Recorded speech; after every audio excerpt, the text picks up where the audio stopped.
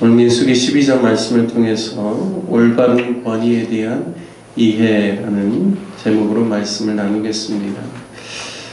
이스라엘 백성들이 시내 광야에서 출발하여 기브론 핫다아와를 거쳐서 하세롯으로 이동하였습니다. 본문의 배경은 출애굽한 지 제2년 20일에 그들이 이제 시내 광야에서 가나안 땅으로 이제 출발을 하고, 그리고 이제 기브론 핫다와 어제 읽은 이제 본문의 말씀에서는 이제 그곳에서 하나님께서 매출하기를 한 달 동안 먹게끔 이스라엘 백성들의 불평으로 말미암아 하나님께서 또 불을 내리시기도 하시고 진노로 인하여서 또 죽게 되는 사람들도 있었지만, 이 기브론 핫다와를 거쳐서 이제 하세롯으로 이동하는 그런 내용이 이제 오늘 나옵니다. 특별히 이 하세롯으로 이동하여서 오늘 본문 1절 말씀에 보면 모세가 구스 여자를 취하였더니 그 구스 여자를 취하였으므로 미리암과 아론이 모세를 비방하였다 말씀합니다. 모세의 아내는 원래 십보라 이렇게 나오죠. 모세가 미디안 광야에서 그가 이제 40세 때 애굽을 이제 탈출해서 미디안 광야에 가서 르우엘이라는 이제 장인을 만나게 되고 그의 딸 시보라를 자신의 아내로 이제 취하게 됩니다. 그러면서 그가 낳은 아들이 게르솜과 엘르에셀입니다. 모세가 하나님께 소명을 받고 그가 이제 80세 때 다시 애굽으로 들어갈 때는 분명히 이제 출애굽기 말씀을 읽어보면 그의 아내 시보라와 또 그 이제 아들들도 함께 같이 들어갔다고 나옵니다.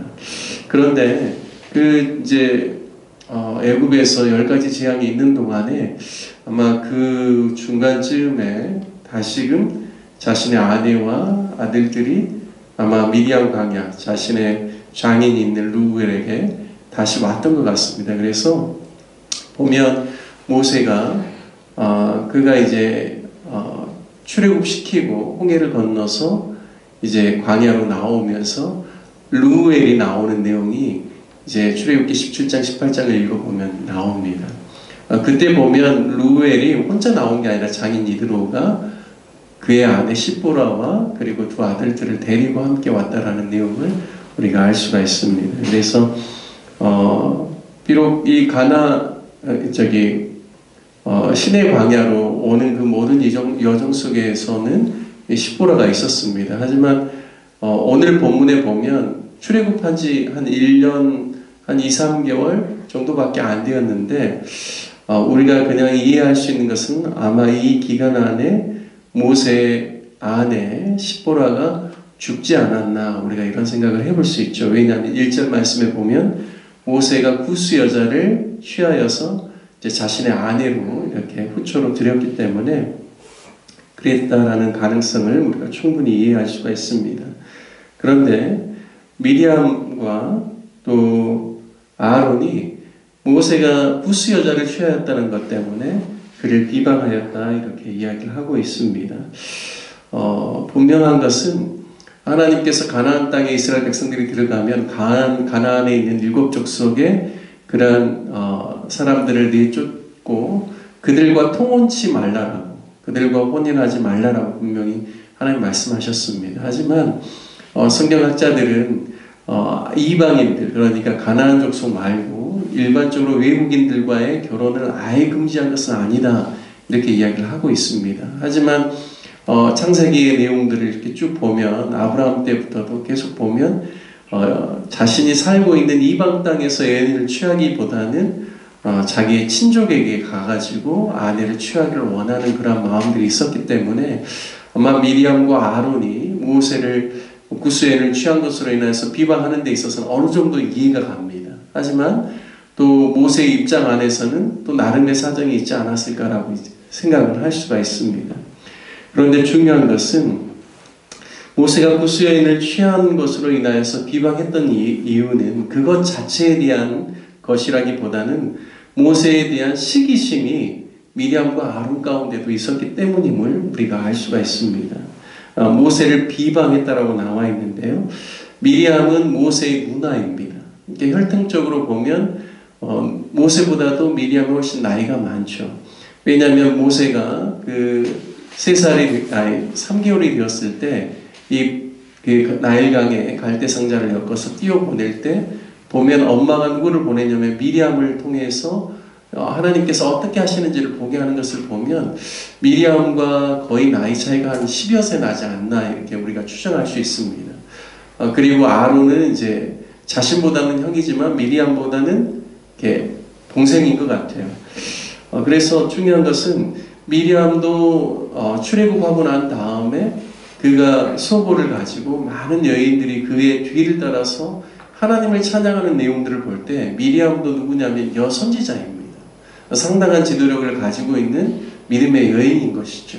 그런데 자신이 이제 그러한 지도력이 있어서 그리고 모세보다 자신이 누나라는 지위 때문인지 모세에게 하나님이 너와만 말씀하시느냐 이러면서 이제 특별히 미리암과 아론이라고 소개하는 걸 보면 아론보다도 미리암이 더 주동하지 않았나 모세를 비방하는 일에 우리가 그렇게 오늘 본문을 통해서 알 수가 있습니다. 또 아론도 굉장한 영적인 또 지도자인 것을 우리가 알죠. 왜냐하면 출애굽기 말씀을 읽어보면 모세 곁에 늘 아론과 그리고 또 이제 중요한 싸움에는 훌도 있었고요. 그리고 특별히 아론은 또 대제사장으로서의 그런 직분을 하나님께 받았기 때문에 아론에게도 모세에 대한 그런 마음이 있었던 것 같습니다. 오늘 2절 말씀에 보면 그들이 이르되 여호와께서 모세와만 말씀하셨느냐 우리와도 말씀하지 아니하셨느냐 하며 여호와께서 이 말을 들으셨다 말씀합니다. 그러니까 단순히 구스엔을 취한 것 때문에 비방한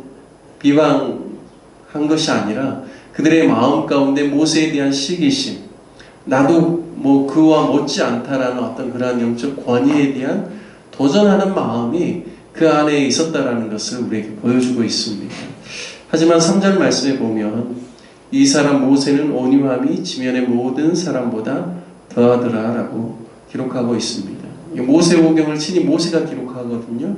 근데 이 사건과 함께 모세가 자기 자신을 소개할 때 이 사람 모세는 온유함이 지면의 모든 사람보다 더하다라고 기록하고 있습니다. 이거는 참 기록자로서 자기 자신에 대해서 어떤 장점을 기록한다라는 것은 쉽지 않은 일이거든요. 근데 또 하나님이 그런 마음을 주셨기 때문에 순종함으로 기록하였을 것이고 또한 이 사건 가운데서 모세의 그런 태도를 자신이 거기다 기록했다라고 그렇게 믿습니다. 왜냐하면 자신을 비방하는 자신의 누나와 자신의 형에 대해서 모세의 태도는 똑같이 대항하거나 똑같이 대적하는 어떤 비방하는 그런 모습을 전혀 보이지 않고 있습니다. 오히려 누가 변론을 해주시는가 보면 하나님이 변론을 해주십니다. 6절 말씀에 보면 아론과 미리암에게 하나님이 친히 말씀하시죠. 불러서 내 말을 들으라. 너희 중에 선지자가 있으면 나 여호와가 환상으로 나를 그에게 알리기도 하고 꿈으로도 그와 말하기도 하거니와 7절에 보면 내 종 모세와는 그렇게 하지 아니하니 그는 내 온 집에 충성함이라 말씀합니다. 그리고 8절에 보면 그와는 내가 대면하여 명백히 말하고 은밀한 말로 하지 아니한다 말씀합니다. 그러니까 그들은 선지자고 또 대제사장이고 어떻게 보면 영적인 권위를 가지고 있지만 하나님께서 친히 변론해 주실 때는 너희는 꿈이나 환상이나 이런 것들을 통하여서 나의 뜻을 깨달을 수 있지만 모세는 너희와 다르다. 그런 명백히 나와 대면해서 말하는 그러한 자라라고 하나님께서 친히 변론을 해주십니다. 그러면서요 10절 말씀에 보면 그 일의 주동이 되었던 미리암에게 나병이 임하게 됩니다. 그래서 아론이 미리암을 보면서 나병에 걸린 것을 알고 모세에게 급히 우리가 어리석은 일을 행하였다라고 하면서 회개합니다. 11절 말씀에 보면 우리가 죄를 지었지만 청하건대 그 벌을 우리에게 돌리지 마소서라고 하면서 지금 미리암의 상태가 나병으로 인해서 심각한 상태인 것을 알고 이제 모세에게 도와달라고 요청을 하지요. 13절에 보면 모세가 여호와께 부르짖고 하나님께 그를 고쳐달라고 말씀합니다. 그리고 그 일로 인하여서 이제 7일 동안 그를 이제 격리시키고 미리암이 그 후에나 7일 이래가 지나고 난 다음에 그가 다시금 백성들에게 진영 안으로 돌아와서 행진할 수 있었다라는 사실을 이야기를 하고 있습니다.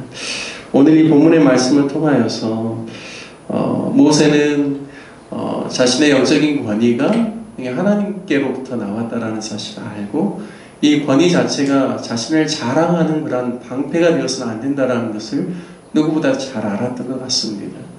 그런데 아론과 미리암은 그런 관점이 아니었던 것 같습니다.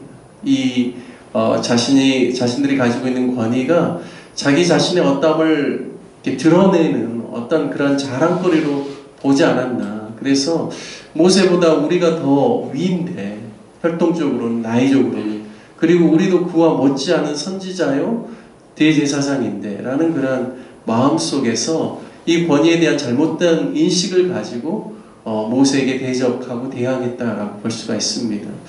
권위는 서로의 하나님께서 주시는 각자의 은사와 역할에 맞게끔 하나님 주신 것이죠. 그리고 이 권위는 자기 자신을 뽐내거나 자랑하라고 주신 것이 아니라 그와 함께하는 사람들을 돌보고 또 하나님의 뜻을 이루라고 주신 것이 권위입니다.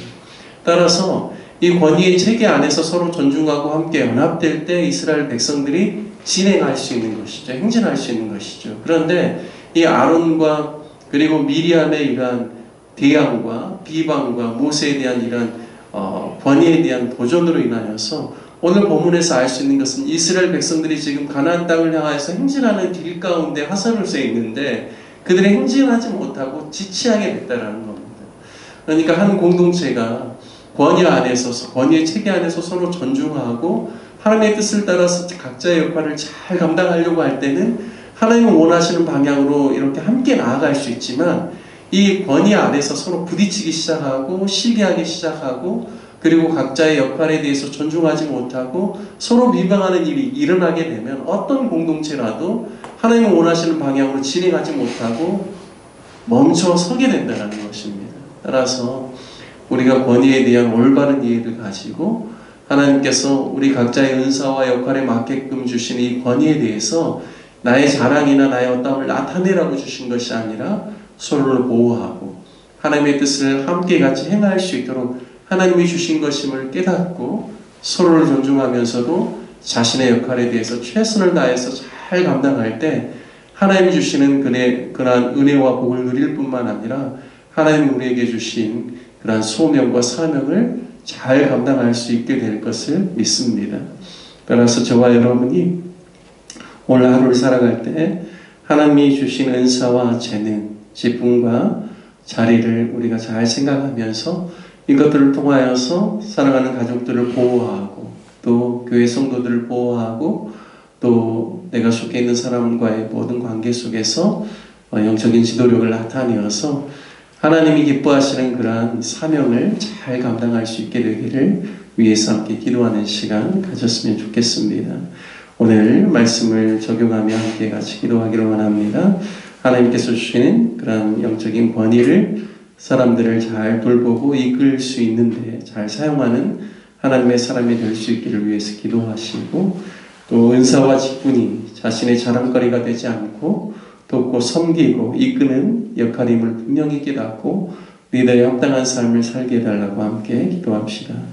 오늘 교회를 위해서 기도할 때는 수요 예배가 있습니다. 저녁에 또 많은 성도들이 함께 예배를 사모함으로 나와서 함께 예배드리고 주의 은혜 속에 거하며 또 함께 가정을 위해서 교회와 나라를 위해서 기도하는 귀한 예배의 시간 될 수 있기를 위해서 기도해 주시고 5월에 있는 또 많은 행사들이 있습니다. 어버이 주일, 또 스승 목회자 주일, 선교 과자회, 또 우리가 원하고 있는 선교사님들을 위해서도 기도해 주시고 또 나라의 또 대통령 선거를 위해서도 기도해 주시기를 바라겠습니다. 우리 다 같이 주님의 이름 한번 부르시며 함께 기도하겠습니다. 주여